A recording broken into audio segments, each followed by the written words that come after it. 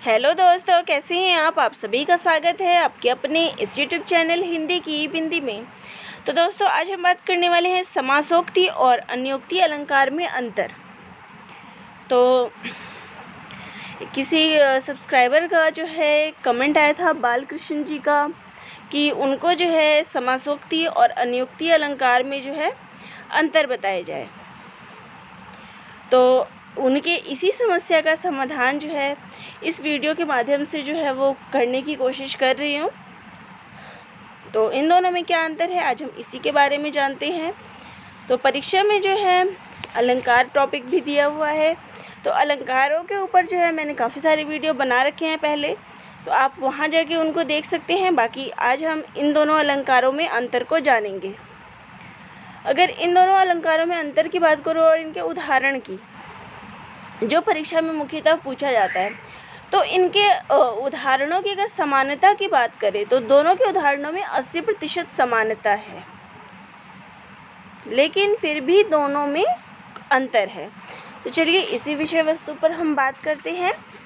तो समासोक्ति, तो समासोक्ति का क्या अर्थ है? समास की उक्ति। तो जहाँ पे समास की उक्ति की जाए वहाँ उसको समासोक्ति कहेंगे। और अन्योक्ति क्या है? नाम पहले हम उनको समझते हैं कि नाम दोनों में क्या है, फ़र्क क्या है नाम को लेके। अन्योक्ति यानी कि अन्य के प्रति कही गई उक्ति, अन्य की उक्ति। यहाँ पे समास की उक्ति और वहाँ पे अन्य के प्रति कही गई उक्ति या अन्य के द्वारा कही गई उक्ति। तो अब इसको हम जानने से पहले, इनकी परिभाषाएं पढ़ने से पहले कुछ शब्द जो है वो हमें जानना ज़रूरी है। जैसे कि प्रस्तुत। तो प्रस्तुत क्या होता है? तो प्रस्तुत यानी कि जो हमारे सामने हो, प्रत्यक्ष हो, यानी कि जिसका संबंध वर्तमान विषय से प्रत्यक्ष हो, यानी कि हम जिस भी चीज़ के बारे में बात कर रहे हैं उसका उस वस्तु के साथ जो है वो प्रत्यक्ष संबंध हो, सीधा सीधा उसके साथ वो संबंध रखता हो। और अप्रस्तुत जिसका वर्तमान विषय से कोई प्रत्यक्ष संबंध ना हो, यानी कि जिस विषय वस्तु के बारे में बात की जा रही है उसका उस विषय के साथ प्रत्यक्ष यानी कि सीधा संबंध ना हो। तो ये जो चार चीज़ें थी वो आपको समझ में आ गई कि समासोक्ति क्या है, जहाँ पे समास की उक्ति की जाए, समास के बारे में कहा जाए।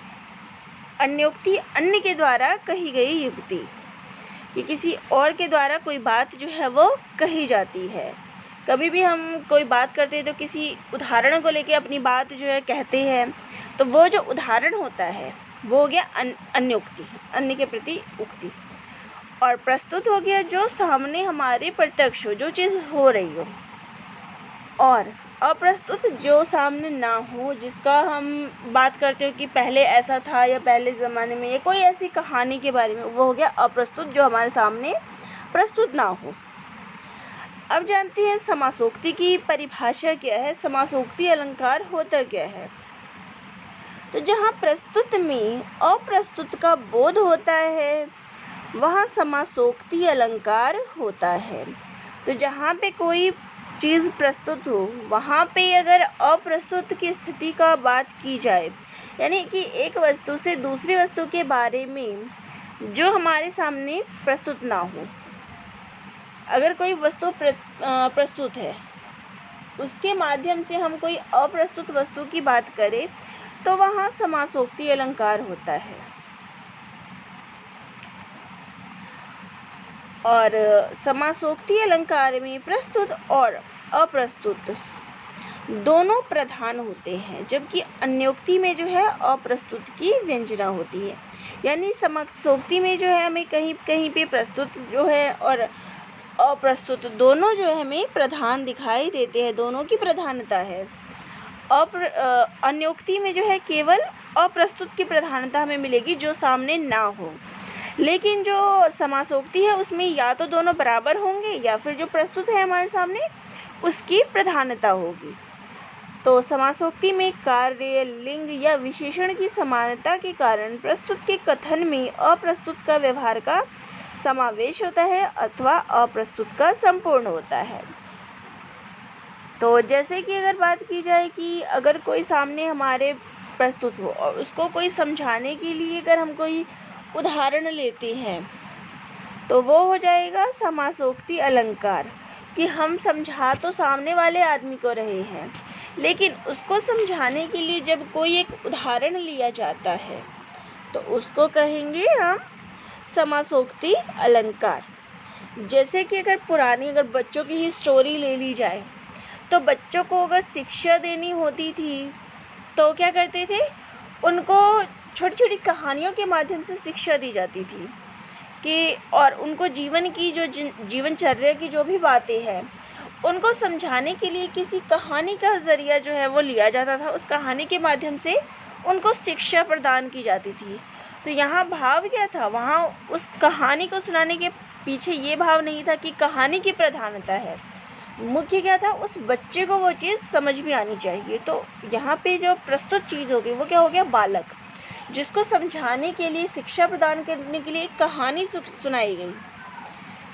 तो यहाँ समासोक्ति अलंकार का जो अर्थ है वो यही है, जहाँ पे जैसे कि हम जब छोटे थे तो हमारे घर में भी हमें कहानियाँ सुनाई जाती थी, या फिर हमने कई सारी कहानियाँ सुनी है, पंचतंत्र की या कोई भी कहानी सुनी है, तो उसमें क्या होता था कि हमारे सामने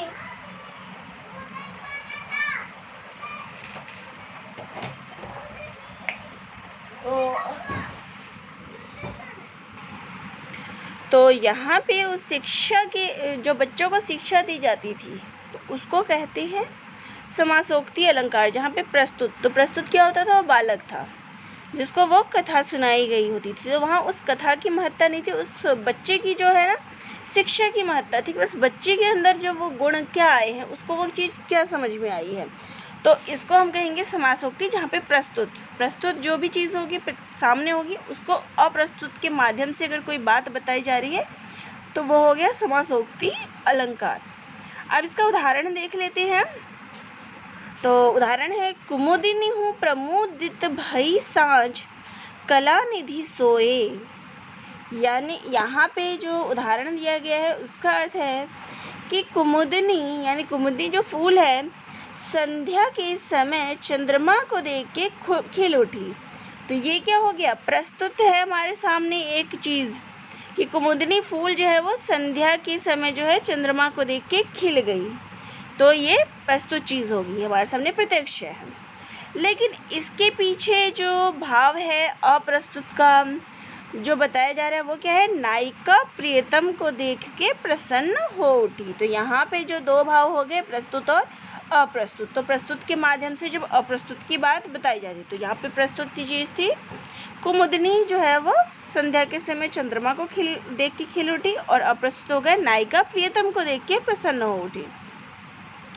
अगला उदाहरण है, सिंधु सेज पर धरा वधु अब, तनिक संकुचित बैठी सी, प्रलय निशा की हलचल स्मृति में, मान किए सी ऐठी सी।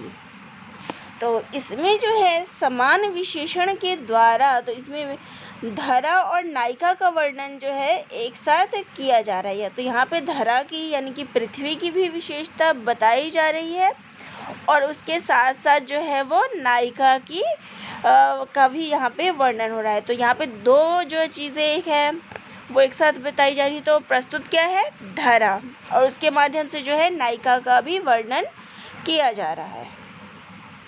तो अब आप सभी को जो है समासोक्ति अलंकार जो है वो समझ में आ गया है।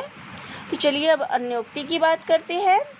तो अन्योक्ति को जो है अप्रस्तुत प्रशंसा भी कहते हैं। जब अप्रस्तुत के द्वारा कोई प्रस्तुत अर्थ निकले तो वहाँ पे जो है अन्योक्ति अलंकार होता है। यहाँ पे अप्रस्तुत आएगा। जब प्रसंग की किसी बात को स्पष्ट न कहकर किसी और अप्रस्तुत बात की सहायता से इस ढंग से कही जाए कि वह असली बात जो है स्पष्ट हो जाए। यानी कि यहाँ पे कहने का अर्थ है कि जब भी कोई बात जो है किसी को कही जाए तो उस आदमी की न बात हो के उस कहानी की महत्ता रहे, उस दूसरे अर्थ की जो हमारे सामने मौजूद ना हो, तो वहाँ कहेंगे अन्योक्ति अलंकार, यानी कि अन्य के द्वारा कही गई उक्ति। जो किसी कहानी के माध्यम से जैसे कि हम सुना सकते हैं। अगर बात करें यहाँ पे एक उदाहरण ले ले तो राजा निर्बंसिया कहानी अगर हमने पढ़ी है तो आपने वहाँ देखा कि इसमें जो है 2 कथाएं चलती है। तो एक तो प्रस्तुत कथा हो गई हमारे सामने और एक जो है वो अप्रस्तुत। यानी कि अगर इसका दूसरा और उदाहरण ले लें तो पुराने ज़माने में जो है कई बार हमें जैसे कि कहानियाँ, मैंने उस उदाहरण में भी यही बताया था, लेकिन यहाँ क्या है, उस कहानी की महत्ता है। अगर कुछ मूवीज़ की बात करें, हम जैसे फिल्में देखते हैं तो फिल्मों में क्या होता है, कई बार हम शुरू के दिखाया जाता है जैसे कोई 2 आदमी आपस में बात कर रहे होते हैं और उसके माध्यम से किसी तीसरी कहानी का जब उसमें वर्णन आ जाता है, दूसरी कहानी का, और उस कहानी की जो प्रमुखता होती है उसको कहेंगे अन्योक्ति अलंकार। जैसे कि अगर आप सभी ने वो जहाँ लक्ष्मी कैद है, राजेंद्र यादव की जो कहानी है, उसमें भी यही है कि जो 2 लोग होते हैं, दरबान होता है और एक और रिक्शे वाला होता है शायद, तो उन दोनों के बीच वार्तालाप होती है और जो लक्ष्मी नाम की लड़की होती है उसकी कहानी जो है उसका वर्णन जो उसमें किया गया होता है। तो जो कहानी है उसकी प्रमुखता क्या है, लक्ष्मी का वर्णन करना। जहाँ लक्ष्मी कैद है यानी कि उस लक्ष्मी की ही पूरी कहानी है, लेकिन वो कही किसके द्वारा गई है, दरबान के द्वारा। तो कहानी इसमें भी अन्योक्ति अलंकार में भी इसी की तरह प्रस्तुत जो होता है, जो हमारे सामने प्रस्तुत है, यानी कि जैसे कि उस उदाहरण को ले ले तो दरबान हमारे सामने प्रस्तुत है, लेकिन वो कहानी किसकी बताते हैं, लक्ष्मी की। तो कहानी में जो है दरबान की जो है महत्ता नहीं है, उस लक्ष्मी नाम की लड़की की महत्ता है। सेम इसी तरह यहाँ पे भी अन्योक्ति अलंकार में भी जो सामने प्रस्तुत है उसकी बात ना हो कि जो अप्रस्तुत है उसकी महत्ता बताई जाती है, उसको जो है अप्रस्तुत अन्योक्ति अलंकार कहते हैं। इसमें किसी वस्तु का सीधा वर्णन ना करके उसी के समान किसी और वस्तु का वर्णन करके उस वस्तु का ज्ञान कराया जाता है। तो किसी वस्तु के बारे में सीधी सीधी बात ना करके उसी के समान किसी और वस्तु का इसमें वर्णन कराया जाता है। तो अब इसका उदाहरण है, माली आवत देख के कलियन करे पुकार, फूले फूले चुन लिए काले हमारी बार। तो यहाँ ये जो पंक्तियाँ हैं वो कबीरदास की है। तो कबीरदास जी कहते हैं कि माली को आते देख के जो कलियाँ हैं वो पुकार करने लगी है कि फूल फूल तो चुन लिए गए हैं और कल जो है वो हमारी बारी है।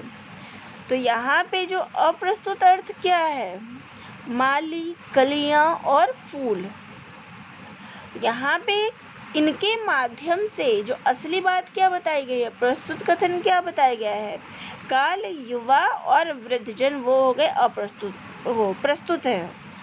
यानी कि यहाँ पे जो इस पंक्ति के जो मूल भाव है अगर उसकी बात करें तो ये है कि यमराज जो है, जो कबीरदास जी वास्तविकता में बताना चाहते थे वो ये था कि यमराज जो है वो वृद्धजनों को लेकर जा रहा है और कल जो है वो हमारी भी बारी आएगी, यानी कि सभी मनुष्य का यही हाल होने वाला है। तो यहाँ वो माली और कलियों के माध्यम से माली और कलियों की बात नहीं बता रहे हैं। उनके कहने का भाव था कि जो संसार है वो उसमें कोई भी जो है हमेशा के लिए नहीं है। तो जिस प्रकार से आज माली जो है फूलों को चुन के आता है और कलियों को छोड़ देता है कि कल ले जाएगा, उसी प्रकार से यमराज जो है वो बुजुर्ग लोगों को ले आ रहा है और कल जो है हमारी भी बारी आएगी। अगला उदाहरण लेते हैं, नाही पराग नहीं मधुर मधु, नाही विकास इहि काल, अली कली की सो बध्यो, आगे कौन हवाल। तो ये जो है बिहारी की पंक्तियां हैं। तो यहाँ जो है अप्रस्तुत वर्णन के द्वारा प्रस्तुत का बोध कराया जा रहा है। यहाँ पे क्या है, अन्योक्ति अलंकार है। तो वैसे ही अगर इस पंक्ति की बात करें तो ये पंक्तियाँ जो है अन्योक्ति और समासोक्ति दोनों के अंतर्गत जो है ये आती है। तो इस पॉइंट्स को आप देख लें कि ये जो है वो दोनों के अंतर्गत आती है। इसको हम समासोक्ति अलंकार भी कहते हैं और अन्योक्ति अलंकार भी। तो यहाँ उपमान कली और भौरे के वर्णन के बहाने तो इसमें क्या होता है, जो राजा जयसिंह होते हैं उनकी जब तीसरी पत्नी होती है, नई पत्नी होती है, वो उसके प्रेम और विलासिता में इतने डूब जाते हैं कि अपना राजपाट सब छोड़ देते हैं। तब उनके मंत्री जो है वो उनको ये संकेत देते हैं, ये बात कहते हैं इसके माध्यम से। तो यहाँ पे जो मुख्य बात कही गई है, वहाँ पे जो बिहारी जी हैं वो ये नहीं बताना चाह रहे, मतलब यहाँ पे कली की भंवरे की बात नहीं बताई गई है। यहाँ पे कली और भंवरे के माध्यम से जो है राजा जयसिंह को उनके राज्य की जो स्थिति थी उसका वर्णन किया गया कि ये चीज़ें जो है वो ज़्यादा दिन जो है टिकने वाली नहीं है, ये थोड़े समय के लिए है। अगर इसी तरीके से आप विलासिता में डूबे रहे इन्हीं चीज़ों के बीच, तो आगे जो ऐसे राज्य का जो है, ऐसे राजा का भगवान ही मालिक है, इसका कौन सही होगा। तो यहाँ पे जो है मुख्य भाव राजा जयसिंह को की जो चेतना थी वो जगानी थी, ना कि कली और भौरे को वर्णन करना। तो नियुक्ति अलंकार में क्या होता है, अप्रस्तुत की प्रधानता होती है। जो चीज़ सामने ना हो उस चीज़ की प्रधानता होती है, उसके माध्यम से किसी बात को कहा जाता है। तो इसमें क्या हो गया, अप्रस्तुत की प्रधानता होती है और प्रस्तुत गौण हम कह सकते हैं। और समासोक्ति में अप्रस्तुत नहीं, इसमें प्रस्तुत की प्रधानता होती है और अप्रस्तुत की उतनी नहीं होती, इसमें प्रस्तुत की प्रधानता होती है। या तो प्रस्तुत की प्रधानता होगी या अप्रस्तुत और प्रस्तुत दोनों जो है वो बराबर होंगे। तो यहाँ आपको ये साइन जो है वो दिख रहा होगा और इन साइन से आपने पढ़ा ही होगा इन साइन के बारे में, तो इससे भी आप इसको आसानी से जो है वो समझ सकते हैं। तो अन्योक्ति में क्या है, अप्रस्तुत की प्रधानता है और समासोक्ति में प्रस्तुत की प्रधानता है, या फिर दोनों बराबर होंगे। तो इसका मैंने आप सभी को वैसे ही एक अच्छा सा एक जनरल उदाहरण दे दिया है ताकि आप इनको अच्छे से समझ सकें। जैसे कि अन्योक्ति की बात की है मैंने, तो अन्योक्ति में मैंने यही बताया है कि जैसे अगर कोई कहानी हम सुनते हैं तो उसमें दूसरी जो मुख्य कहानी होती है उसकी जो प्रधानता है उसको कहेंगे अन्योक्ति अलंकार। और समासोक्ति में कोई संदेश उस कहानी से जो मिल रहा है, तो जिसको वह संदेश दिया जा रहा है उसको कहेंगे समासोक्ति अलंकार। तो अब दोनों में आपको जो है फ़र्क पता चल गया होगा, अंतर दोनों में पता चल गया होगा कि समासोक्ति क्या है और अन्योक्ति अलंकार क्या है। फिर भी अगर आप लोगों को कोई इस टॉपिक में समस्या आए तो कमेंट बॉक्स में ज़रूर कमेंट लिख के जो है वो बताइएगा। तो किसी सब्सक्राइबर ने, बालकृष्ण गुप्ता जी ने मुझे कमेंट किया था कि उनको इन दोनों में जो है अंतर बताए जा रहे हैं, तो इसी के लिए मैंने ये वीडियो बनाया था। तो आपको कैसा लगा ये वीडियो कमेंट बॉक्स में ज़रूर कमेंट करके बताइएगा। और अगर आप चैनल पे नए हैं तो चैनल को ज़रूर सब्सक्राइब करिएगा। और भी किसी वीडियो पे और भी कोई आपको हिंदी विषय से समस्या आ रही हो तो कमेंट बॉक्स में ज़रूर लिखिएगा, आपकी समस्या का समाधान जो है मैं वीडियो के माध्यम से कर दूँगी। तो दोस्तों आप सभी का बहुत बहुत धन्यवाद।